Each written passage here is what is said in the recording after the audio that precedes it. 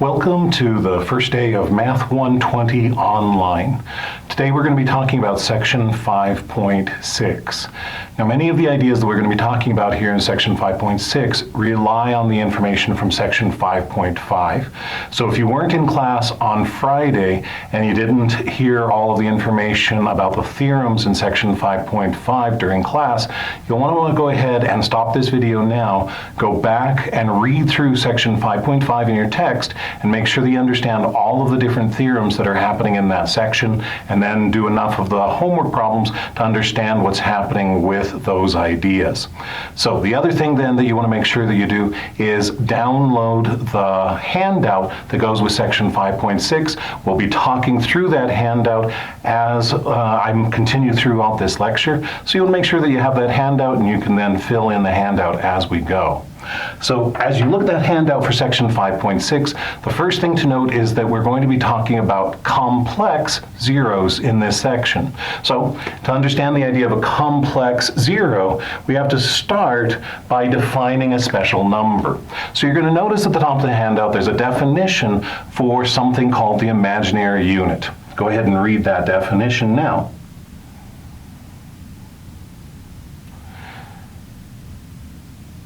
I is defined so that we can fill in a gap that we've had in the real number system. So if you think back to the idea of domain, we couldn't take the square root of a negative number. So if you had something like the square root of -9, that would not stay within the real number system. And when we talked about that earlier in the semester, I said that you need to be careful about how you phrase that idea, because the square root of -9 exists, it just doesn't happen to be in the real number system. So if we define a new number, I, we can actually extend all of our number ideas and fill in those gaps. So I is defined to be the square root of -1. And that allows us then to say it's perfectly acceptable to take the square root of negative numbers in this new system called the complex number system. With that idea in mind then, we can define a complex number. A complex number is any number that can be written in the form a plus bi.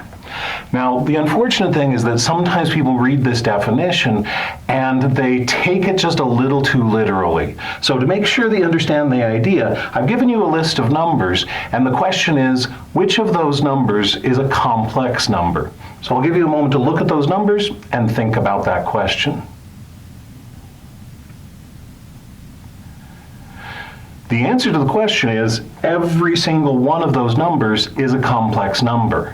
Now, a lot of people will look at that last number, 7 minus 2i, and they say, that has the right format to fit that a plus bi piece. That's certainly true. And then they can move back a line and say, a number like 3i, that fits as well. However, if you look at this particular piece, you might be wondering, what is that a value out in front? Well, what you have to think about is that 3i, we can add a special number to that one and not change its value. So if you think back to addition, there's only one number that you can add to something and not change its value. It's the number 0. So this is really 0 plus 3i. And once we've written it like that, we know that the a value is 0 and the b value is 3. Now, if you think about that particular trick, that tells you how the rest of these numbers are going to be complex numbers as well. So if you look at the number 5, a lot of people come in and say, oh, that's not complex because it doesn't have an I. But that's not really going with the definition that I said a moment ago. Complex numbers are numbers that can be written in the form a plus bi. This can be written in the form a plus bi. So you want to think again and say, well, how could I rewrite this so that I have added something to this 5, but I've added it in a way that it doesn't change that value? Well, if you think about that for a bit, you can say this 5 guy has to have an I term with it if we think about it as a complex number, but we have to add something that doesn't change the value. So once again, it has to involve that number 0. So 5 can be written as 5 plus 0i, and once we have that, the a value is 5 and the b value is 0, and yes, 5 is a complex number. So what that means then is that every real number that we know is also a complex number, and that's worth a written comment. every real number is a complex number. So throughout this section, section 5.6, when the author asks us to find complex zeros for given problems, you have to be aware of the fact that numbers like 5, 3/5, 7, all of those are going to be complex zeros as well. So you don't want to discount any of those kinds of answers when you go through the process of finding those complex zeros. So now that we have those ideas, let's go ahead and keep on going.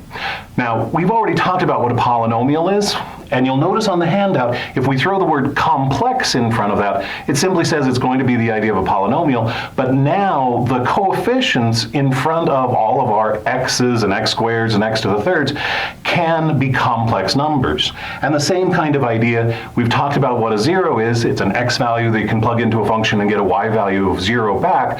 But again, if we have the idea that some of those x values can be complex, we just pop it up into the world of complex zeros.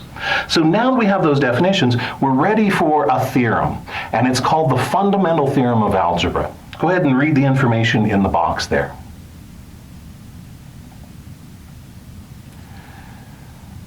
The fundamental theorem of algebra is saying that any time you have a polynomial function, and it's a complex polynomial function of degree at n is greater than or equal to 1, you're going to have at least one complex zero. Now, that statement of the fundamental theorem of algebra is interesting, but I think that the next version of that theorem is actually a little bit more interesting and definitely more applicable to the things that we're going to be doing in this class. So you'll notice between the two versions, I've given you a description of how we get from one to the other. So if we start off with any random polynomial, remember that the fundamental theorem of algebra said that that polynomial, as long as it has a degree of n greater than or equal to 1, is going to have 1 0. So if we have at least 1 0, we can think about the factor that's related to that. We can pull that factor out and then rewrite the problem. Well, if we rewrite the problem as a factor times something that's left, a quotient that's left, we can think about that as x minus r1 times q1. And that q1 of x is a polynomial. Well, if that complex polynomial is of degree n greater than or equal to 1, it will also have a 0 based on the fundamental theorem of algebra. We can pull that 0 out as well.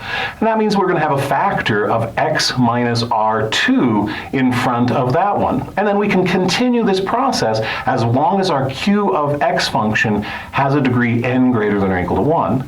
So the result then becomes the next theorem. Go ahead and read that next theorem if you haven't already.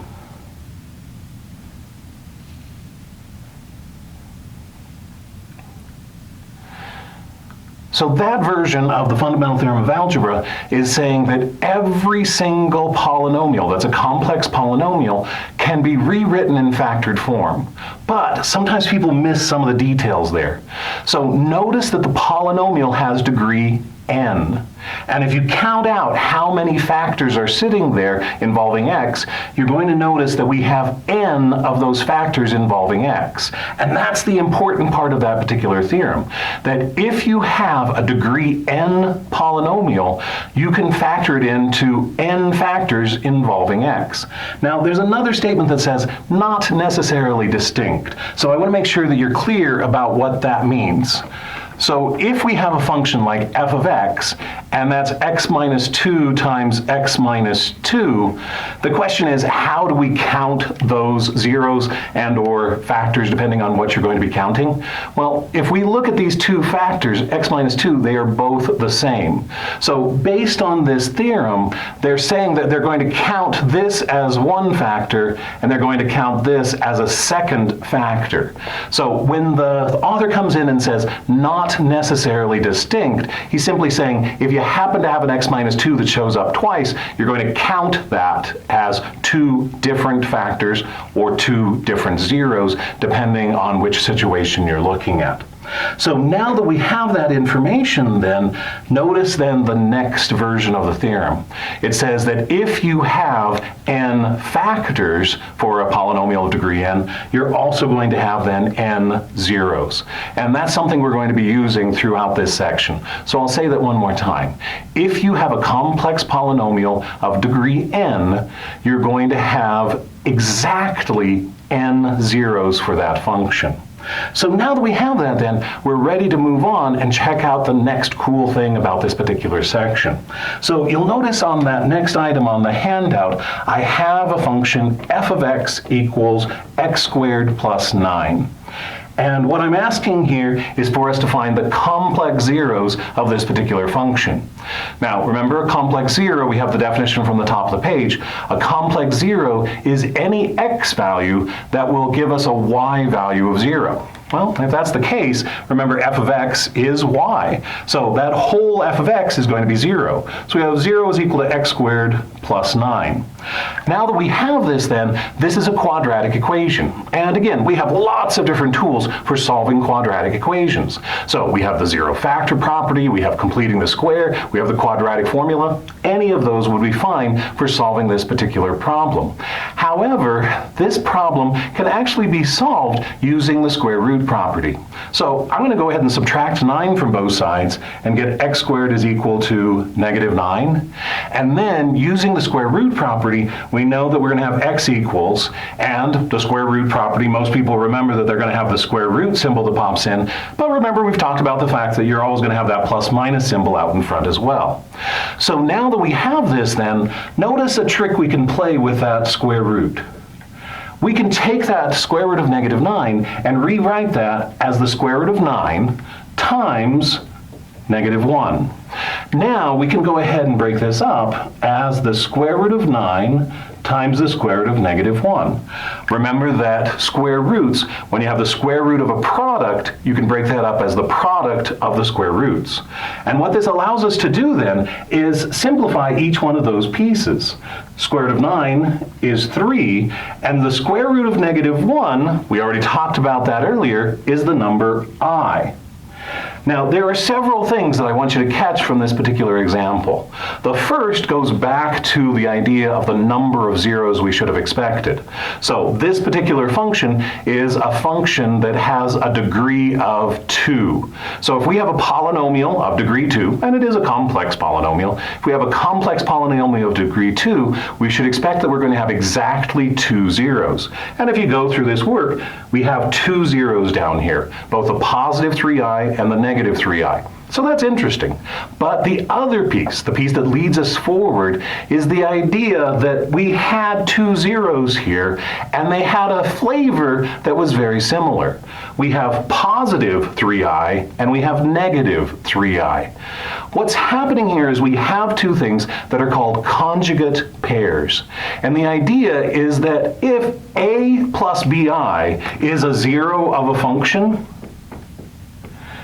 then his conjugate pair also has to be a zero of the function. So this particular conjugate, a minus bi, has to also be a zero. So once again, if a plus bi is a zero of a function, then its conjugate, a minus bi, also has to be a zero of the function. And that's always going to work as long as our polynomial has real coefficients. So this particular idea is important enough that it gets its own name. And that idea is called the conjugate pairs theorem. So at the bottom of the page, we have a spot where the conjugate pairs theorem is printed. Go ahead and take a moment to read through that theorem. And then after you read through that theorem, we're ready to move on to the next video.